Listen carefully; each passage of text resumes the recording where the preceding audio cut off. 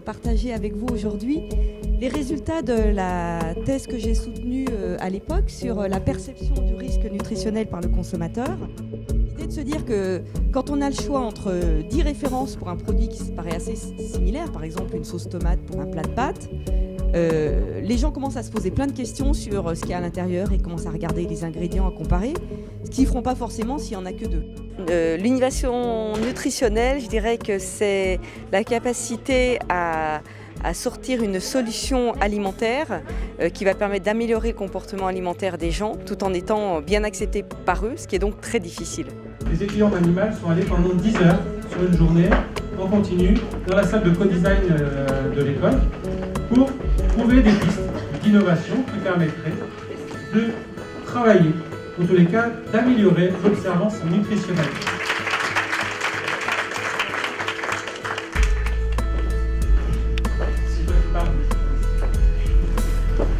Donc, on a pensé à plusieurs sources possibles.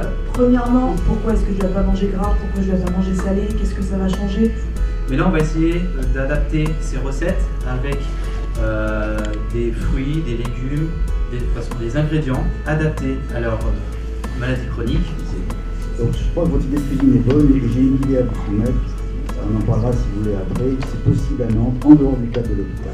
On a considéré lors de la construction du programme que des événements pathologiques extrêmement fréquents, l'obésité, le diabète, tout cela faisait partie du risque tel qu'on voulait le prévenir et que finalement sa prise en charge était un tout, comme on avait pu le constater dans les domaines d'infectiologie ou de toxicologie, et qu'il fallait effectivement qu'on ait un ensemble d'acteurs venant de multiples horizons pour pouvoir résoudre ces différents problèmes que l'on rencontre aujourd'hui.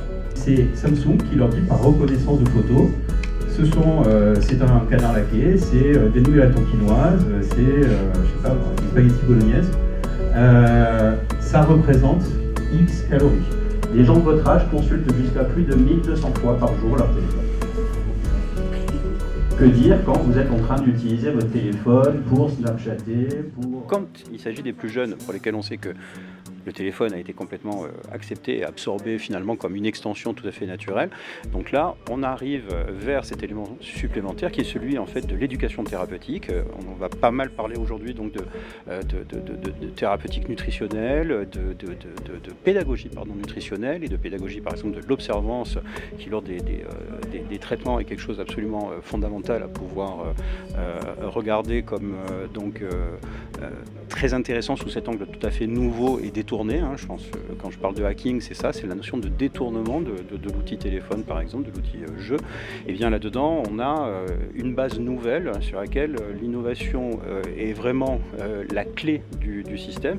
Et la génération des étudiants de cette école, c'est à eux qu'appartient aujourd'hui, en collaboration bien entendu avec les professionnels de santé et aussi avec des industriels du monde de l'alimentation et du médicament, c'est à eux qu'appartient le fait de pouvoir devenir des acteurs de ce détournement positif au bénéfice d'une nouvelle génération.